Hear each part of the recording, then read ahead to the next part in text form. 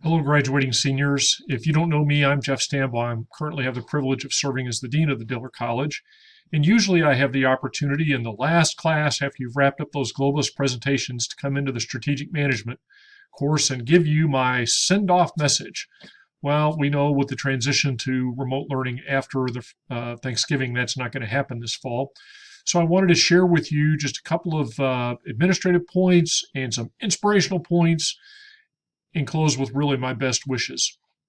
So you know that we're going to have another virtual graduation ceremony. I believe that you've already been sent emails requesting pictures. By all means, send pictures. It makes that virtual ceremony a lot more meaningful when we have pictures of you coming up on the screen as they're announcing your name. Also, just before Thanksgiving, we had the college informal honors ceremony where we gave you your graduation pin. About 20 of you were able to join us for that, and I appreciate you making that happen. If you weren't there and you would still like a Diller 2020 graduate pin, then I'd like you to email my assistant, Ms. Melissa Wright, and send her your address, and we will be more than happy to mail you a pin. It's very disappointing to me that we're not going to have a graduation ceremony, because one of the greatest honors I have as the dean is the ability to shake everybody's hand as they walk across the stage. And it really makes me sad that we're not going to be able to do that. But I'm sad about a lot of things during the COVID era. So, like so many things, we just get on and get over it. I do have some administrative requests and some administrative information, and then we'll get into the important stuff. Some people ask me, what can I expect with my graduation? Am I really a graduate since there's no ceremony? Yes, of course. You're really going to be a graduate once you successfully do well on all those finals and the like. And you can expect that the registrar will mail you, I believe they will mail you your diploma. Probably you'd receive it in January, would be my guess. You can reach out to the registrar if you have more questions on that. We've asked you to complete some surveys as you wind up the course. These surveys are very important to us. Some of them have to do with the assurance of learning effort, where we get a chance to check and see whether you've learned what we really think that you should have learned. Some of them are on the career outcome survey. And we've asked you some very impolite questions like, what is your starting salary? How did you find your job? Let me tell you why that's important. As you know, we're accredited by AACSB, which is the gold standard of business school accreditation. And one of the things they're increasingly expecting us to do is to be able to demonstrate success for our students. One of the ways that we can demonstrate success is we track your career. And so we will actually be encouraging you to join LinkedIn and connect to the college LinkedIn group, and we'll be tracking your career success as we go.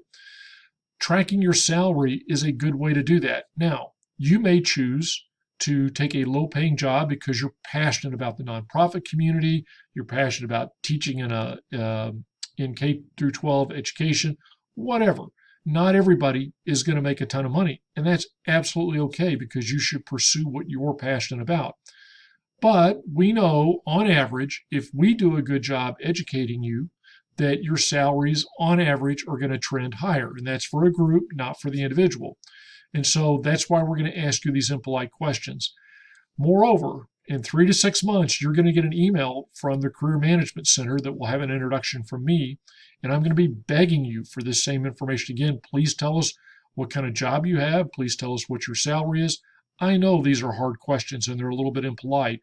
We don't talk to anybody about them as far as individuals. We just aggregate the data and see where we are. So I ask you, please fill out those surveys when they come to you. So now let's talk about the more inspirational stuff.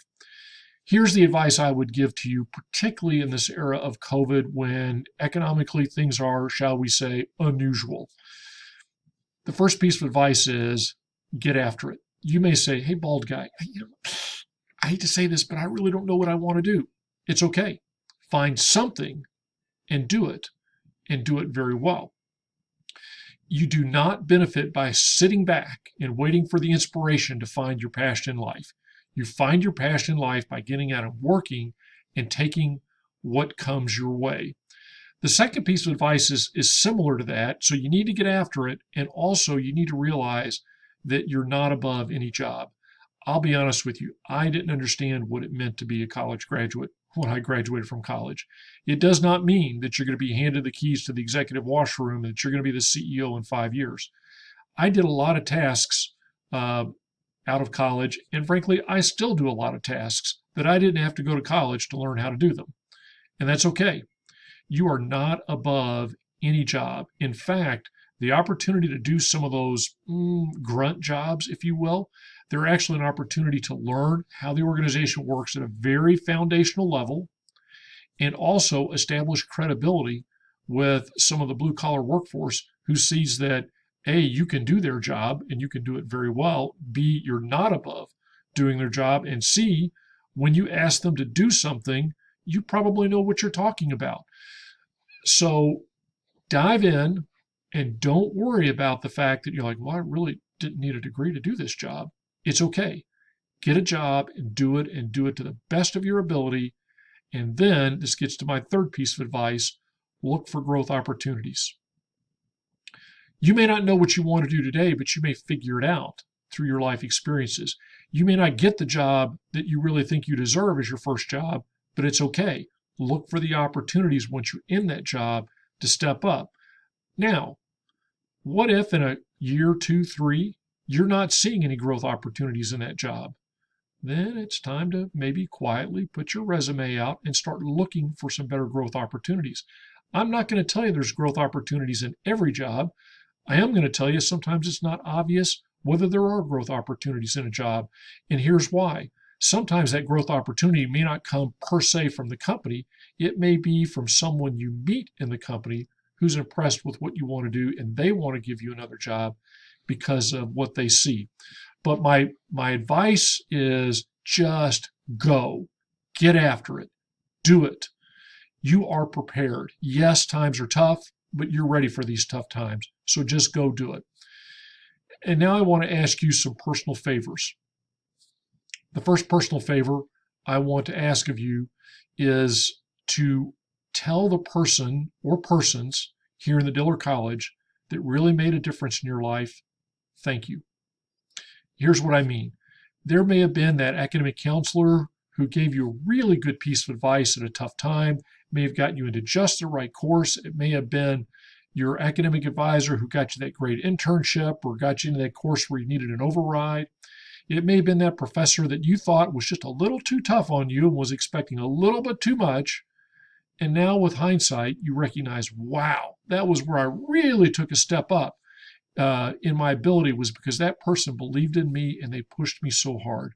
It may have been one of our staff members who did something special for you or something small for you, but it was just what you needed at just the right time. Whatever it is, whoever it is that has really made a difference in your life, I would really appreciate it if you would say thank you. Normally, I would say just swing by their office and just say thank you. Now, send them a card, send them an email, whatever. My colleagues would disagree with this if I were to say it publicly, but I'll tell you a secret. You saying thank you to them is more motivational than if I paid them an extra $10,000 a year. It's true. The people in Diller College are here because they want to see you succeed. And when they feel like they've been a part of that success, it means the world to us. So by all means, please, on your way out the door, say thank you to that person or persons that made a difference in your life. Here's my second request. Be our best recruiter. The higher ed market is a competitive market. You've gotten a great education. Don't keep that a secret. By all means, tell your younger brothers and sisters, your cousins, your nieces and nephews, everybody in your extended family, everybody you go to work with perhaps, hey, I got a great education at MSU Texas and the Diller College, and you should want to be there too. Talk us up. Here's how it's going to happen. The better students we get into the program, the better graduates we're going to have at the end of the program, the more successful they're going to be in their career, and the more the prestige of being a Diller College graduate is going to rise. So help us out and be a great recruiter. Remember, too, that we have a great MBA program, and it's fully online. So if you think, I'm moving to Houston, I'm moving to Dallas, I want to earn an MBA, but I can't do it at my alma mater. Not so. You can do it through the online courses that are there. And likewise, if you have coworkers talk about earning an MBA, You know the quality of education they're going to receive, and trust me, they're not going to find a much cheaper price anywhere they look in the state of Texas for an MBA. So be a great recruiter for us, both at the undergraduate level and at the graduate level. My third point is help other Mustangs. I'm going to let you in on a secret. The development office is going to send you letters very soon asking you to donate money. If you donate money, that's great. It really does hearten me when I'm writing thank you notes to recent graduates who have already started to give back to their institution. But here's my secret. I don't care that much if you give money right away. Yeah, once you start making a great salary, do give back to us because people gave to the college and we spent that money on you. So help us out by giving back. But right now, you can help us out. How so? You can be in your job and see that there's a great internship opportunity, and you call us and say, hey, we're hiring interns or we need interns. Send somebody our way. You may see job opportunities and say, let us know about those job opportunities. You may talk to your HR function and say, you need to go to the Dillard College Career Fair. There are great students there, and you would find some great people to hire to add to our business.